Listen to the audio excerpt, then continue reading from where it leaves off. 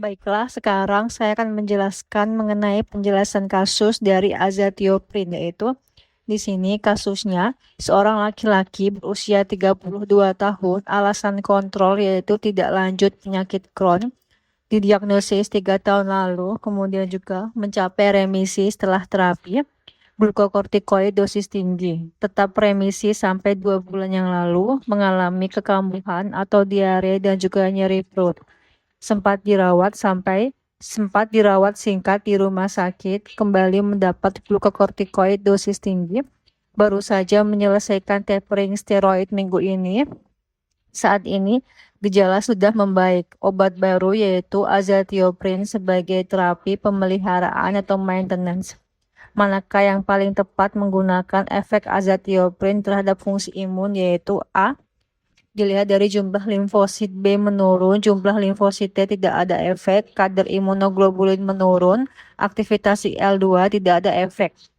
B yaitu jumlah limfosit B menurun, C yaitu jumlah limfosit T menurun, kadar imunoglobulin menurun, dan juga aktivitas IL-2 menurun.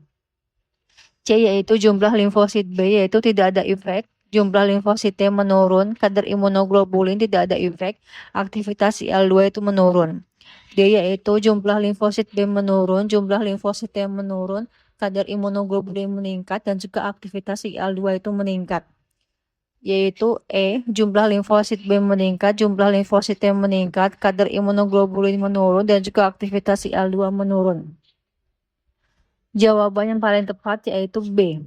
Nah, di sini digunakan untuk azathioprine ini digunakan untuk penyakit autoimun, misalkan IBD, pencegahan penolakan transplantasi.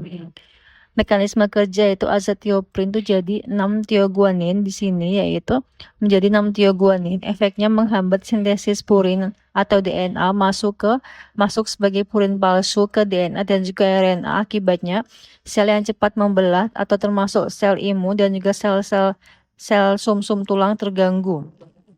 Efek pada sistem imun yaitu karena menghambat pembelahan sel, yaitu sel limfosit B menurun, limfosit T menurun, penurunan imunoglobulin karena B turun, penurunan dari IL-2 karena T turun. Hafalannya yaitu azathioprine sama dengan anti-DNA, yaitu semua limfosit turun.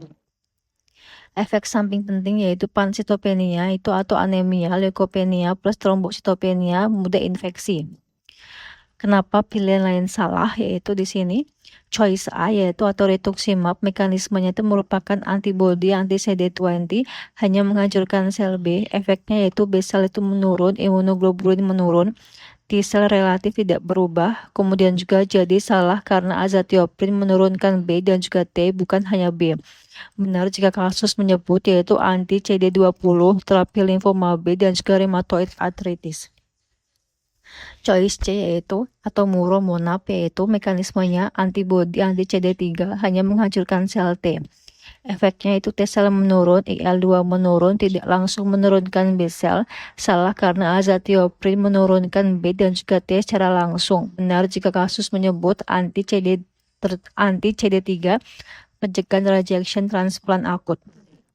Choice D dan juga E itu salah karena sel limfosit turun menyebabkan imunoglobulin dan juga IL-2 juga harus turun. Tidak mungkin limfosit turun tapi imunoglobulin naik. Hubungan penting yaitu B sel menurun menyebabkan IgG menurun, T sel menurun menyebabkan IL-2 menurun.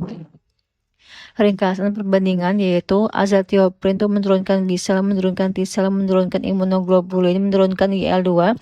Rituximab yaitu menurunkan B sel, T sel normal, IgG nurun, IL-2 normal.